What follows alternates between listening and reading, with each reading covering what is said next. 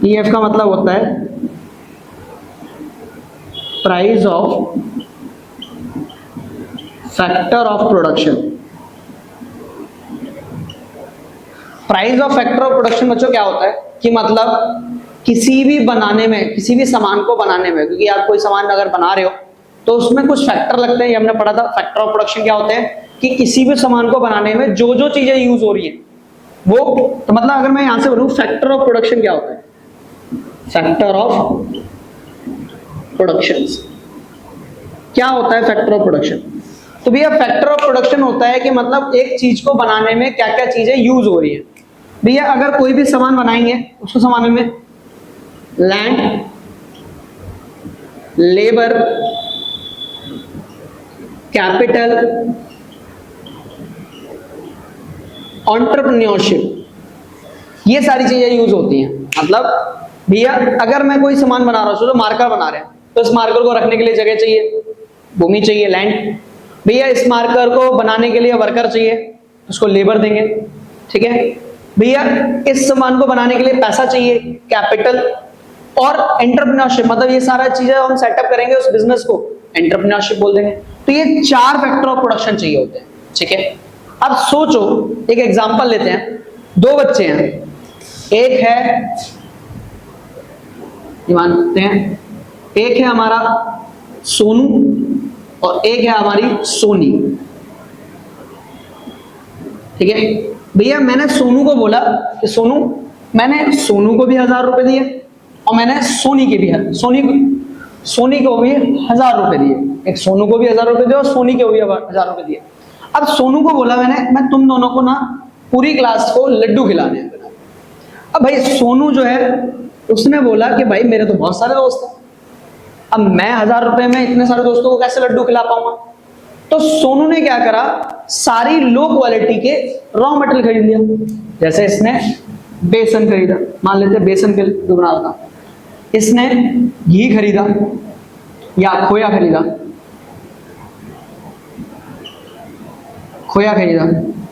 ठीक है। इसने आपका ड्राई फ्रूट खरीदे और इसने बहुत लो क्वालिटी के इंग्रेडिएंट खरीदे और बहुत सारे लड्डू बना दिए। मान लेते हैं ये हमारे लड्डू हो गए, बनके तैयार है, इसमें ऐसे कुछ लड्डू बना दिए, ठीक है। अब सोनी ने बोला मेरे तो इतने दोस्त नहीं है, मैं तो बढ़िया बनाऊंगी। इसने क्या करा, अच्छी क्वालिटी, अच्छे महंगे इंग्रेडिएंट खरीदे जो कि बढ़िया लड्डू बने, ठीक है। तो इसने भी यही सामान खरीदा, लेकिन इसने बढ़िया बना, और इसने बनाए बस ओनली इतने से लड्डू, और इसने बहुत सारे बना दिए। लेकिन इसके जो लड्डू थे वो बहुत अच्छे थे, क्वालिटी में अच्छे थे, मतलब खाने में मजा आ गया। ये दोस्तों के पास ले गया लड्डू बना के, बनाए इसने भी अच्छे से थे, लेकिन इतने घटिया क्वालिटी के इंग्रेडिएंट डालते कि उन्होंने खाए नहीं, 1-2 खाए, फिर उन्होंने मना कर दिया। तो इसका कुछ भी बनाने का कोई फायदा नहीं हुआ। तो कहने का मतलब ये है कि भैया इसने सस्ते, मतलब इसको सस्ते इंग्रेडिएंट पड़े, तो इसने सामान क्या बना दिया, ज्यादा बना दिया। मतलब इसको पैसा कम खर्च करना पड़ा इनके रॉ मटेरियल में, इसकी वजह से इसके लड्डू क्या बन गए, ज्यादा। वहीं सोनी को ज्यादा पैसा खर्च करना पड़ गया, इसके लड्डू क्या बने, कम। तो इससे कहते हैं कि भैया जब प्राइस, आप जो इंग्रेडिएंट यूज कर रहे हो, जो फैक्टर ऑफ प्रोडक्शन यूज कर रहे हो, अगर उनका प्राइस बहुत ज्यादा होगा तो सामान क्या बनेगा, कम। और अगर price of factor of production कम होगा, अगर प्राइस कम होगा जो आप सामान यूज कर रहे हो, तो आपका सामान क्या बनेगा, ज्यादा। और आपका अगर प्राइस ज्यादा होगा तो सामान क्या बनेगा, कम। तो मतलब if the price of factor of production,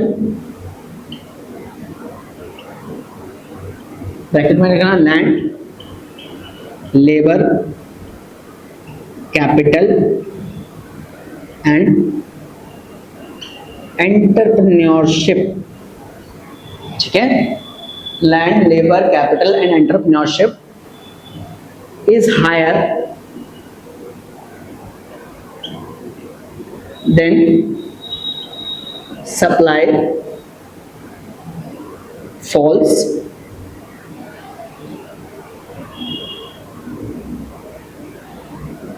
on the other hand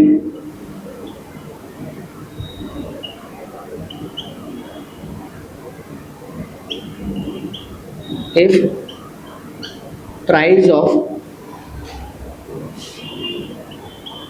factor of production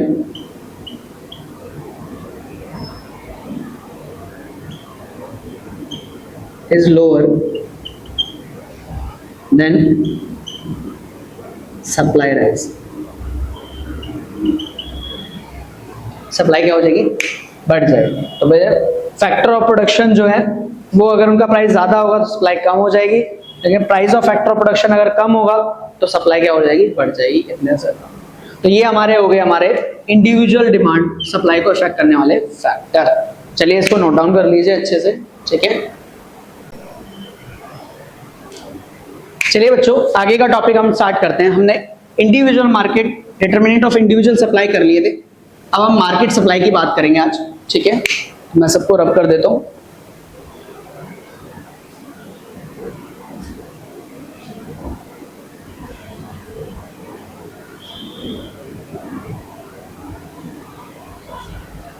तो भैया मार्केट में देखो इतने तो सेम ही है, यहां भी लिखे हुए थे। अब हम यहां से स्टार्ट करेंगे। जीपी का मतलब होता है government policy.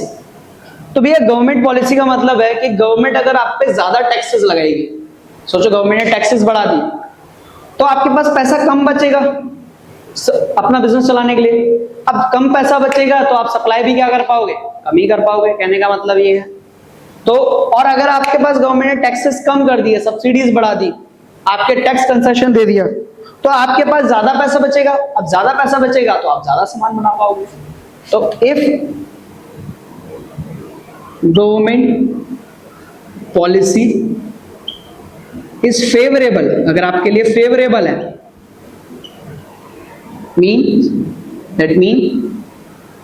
That is low taxes, then supply increases, supply क्या हो जाएगी, बढ़ जाएगी। On the other hand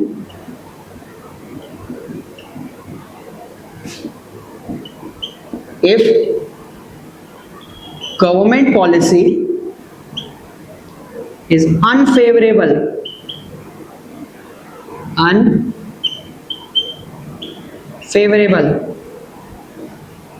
then supply falls। इतने सोच। नेक्स्ट तो समझ आया कि गवर्नमेंट टैक्स बढ़ा देगी तो भैया हमारे लिए अनफेवरेबल है, अनफेवरेबल होगा तो हम सप्लाई कम कर पाएंगे। और अगर गवर्नमेंट जो है वो फेवरेबल, अगर गवर्नमेंट पॉलिसी मतलब टैक्सेस कम है हमारे पास, तो इसका मतलब है कि भैया हम सप्लाई ज्यादा कर पाएंगे। नेक्स्ट सीजन एंड वेदर, इसका मतलब होता है सीजन एंड वेदर। तो इसमें तो कोई दिक्कत ही नहीं है भैया, जब जिस चीज का सीजन फेवरेबल होगा उसकी सप्लाई ज्यादा होगी। If season and weather is favorable, then supply rises। on the other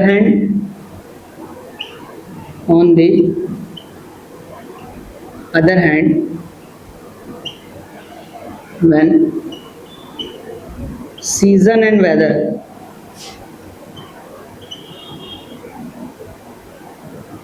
is unfavorable, then supply falls। Next आता है आपका टीपी, ट्रांसपोर्टेशन एंड कम्युनिकेशन।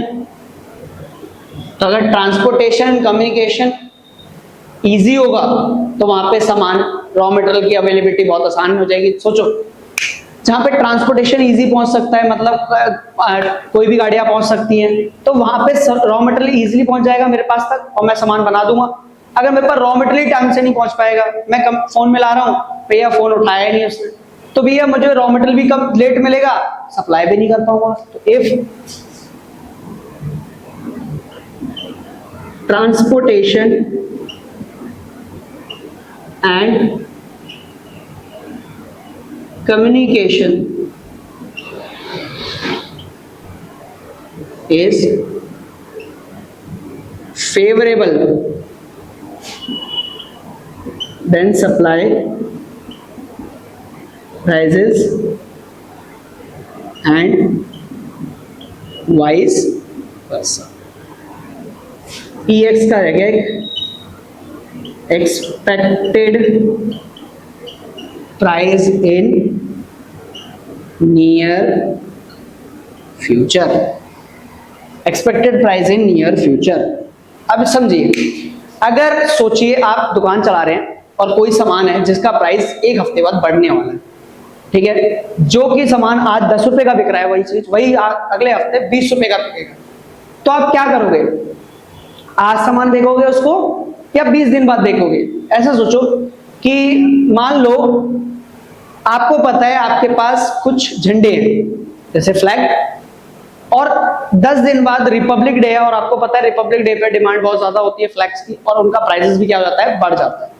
और रेगुलर डेज पे आपके पास वो झंडे रखे हुए हैं और मार्केट में खत्म हो गए, तो सोचो अगर फ्यूचर में उस चीज का प्राइस बढ़ने वाला होगा तो आप वो झंडे जो रखे हुए हैं उनको नहीं बेचोगे, आप सोचोगे जब प्राइस बढ़ेगा तब बेचेंगे, क्योंकि भैया इसमें आपको प्रॉफिट क्या मिलेगा, ज्यादा मिलेगा, कहने का मतलब है। और ऐसे ही अगर सोचो वो फ्लैग रखे हुए हैं और कुछ दिनों बाद उसके प्राइसेस कम होने वाले हैं, तो आप तुरंत कम प्राइसेस में भी क्या कर दोगे, उन्हें सेल करने की कोशिश करोगे, क्योंकि फ्यूचर में प्राइस कम हो जाएगा, तो उसकी वजह से आपको लॉस हो जाएगा, उस लॉस से बचने के लिए आप क्या कर दोगे, बेच दोगे। तो अगर फ्यूचर में एक्सपेक्ट कर रहे हो कि प्राइस बढ़ने वाला है तो आप सभी की सप्लाई क्या कर दोगे, कम कर दोगे। अगर फ्यूचर में एक्सपेक्ट कर रहे हो कि फ्यूचर में प्राइस उसका कम होने वाला है तो अभी की सप्लाई क्या कर दोगे, बढ़ा दोगे। तो if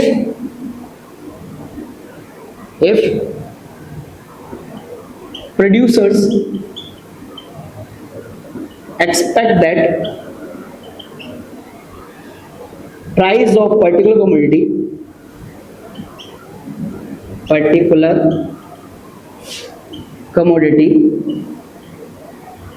rises in near future, then he falls their present demand, present supply, वो अभी की सप्लाई क्या कर देगा, फॉल्स कर देगा, कहने का मतलब ये है, ठीक है। एंड वाइस वर्सा,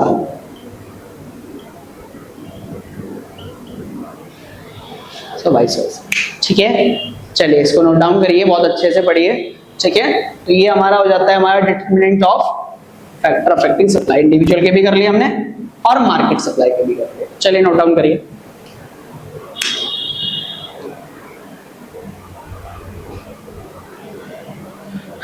तो कर लिया होगा।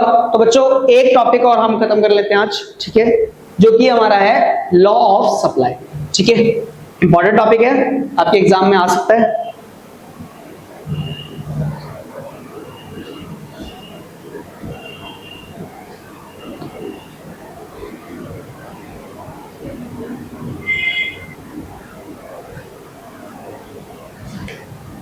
तो हमारा है लॉ ऑफ सप्लाई, ठीक है। तो मैं थोड़ा नीचे लिखता हूं, लॉ ऑफ सप्लाई। भैया क्या होता है लॉ ऑफ सप्लाई, इसकी हम बात करेंगे। तो भैया लॉ ऑफ सप्लाई ये कहता है कि जब प्राइस बढ़ता है तो सप्लाई भी बढ़ती है। जिस चीज का प्राइस बढ़ेगा दुकानदार उसे ही ज्यादा बेचेगा और उसे ज्यादा बनाएगा प्रोड्यूसर, और जिस चीज का मार्केट में प्राइस कम होगा उसे कम बनाएगा, क्योंकि भैया उसमें उसका प्रॉफिट ज्यादा नहीं है। तो law states that there are direct relation between price and supply when price increase then supply increase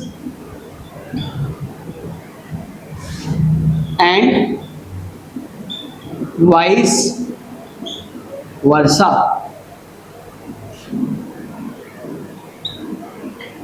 कुछ लेकिन ऐसा तभी होगा हम कुछ अजम्पशन मान के चले, मतलब अदर फैक्टर क्या है, कांस्टेंट है, या यहां पे लिख सकते हैं हम keeping other factor remains constant. मतलब अदर फैक्टर की वजह से नहीं, ओनली जब प्राइस की वजह से सप्लाई पे चेंज आता है उसे हम क्या कहते हैं, law of supply and vice versa. तो अजम्पशन क्या मान लेते हैं, क्या क्या, पहला no change in price of other goods, अभी पढ़े ना हमने, no change in price of other goods. दूसरा no change in technology.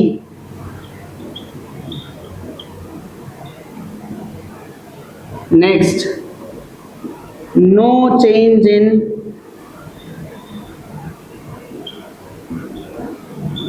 Price of factor production.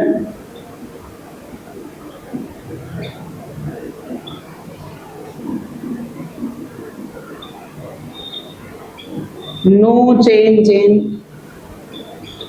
goal of the firm.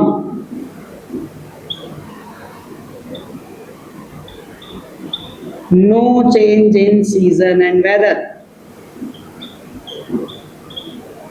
आप सारे लिख सकते हो, बस मैं 5 लिख दे रहा हूं, है ना। चलिए, और फिर आपको उसको टेबल से समझा देना। टेबल प्राइस जो कि हम रुपीज में लेते हैं, 1 2 3 4 5, प्राइस बढ़ेगा। सप्लाई जो कि हम यूनिट में देखते हैं, 10 20 30 40 50।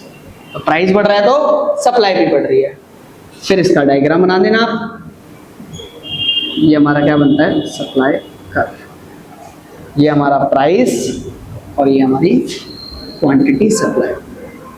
जब प्राइस ये है तो सप्लाई ये है, ओपी प्राइस पर ओके की सप्लाई, और प्राइस बढ़ गया तो सप्लाई भी क्या हो गई, बढ़ गई।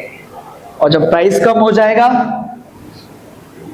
तो सप्लाई भी क्या हो जाएगी, कम हो जाएगी। कहने का मतलब तो डायरेक्ट रिलेशन है, और यहाँ लिख सकते हैं हम, हाँ लिखा है हमारा डायरेक्ट रिलेशन होता है प्राइस एंड सप्लाई में। जब प्राइस बढ़ता है तो सप्लाई बढ़ती है, ठीक है, keeping other factor remain constant and vice वर्सा, ठीक है। तो ये सारे हमारे कांस्टेंट हैं। चलिए नोट डाउन करिए इसको, ठीक है। तो ये हमारा होता है लॉ ऑफ सप्लाई। चलिए, तो बच्चों आज हम इतना ही करेंगे बेसिकली, ठीक है। तो पढ़ते रहिए और मन लगा के इसको नोट्स बनाते रहिए, ठीक है। अप टू डेट रहिए, चैनल से जुड़े रहिए, वीडियो देखते रहिए, ठीक है। आपको बेहतर कंटेंट मिलेगा, ठीक।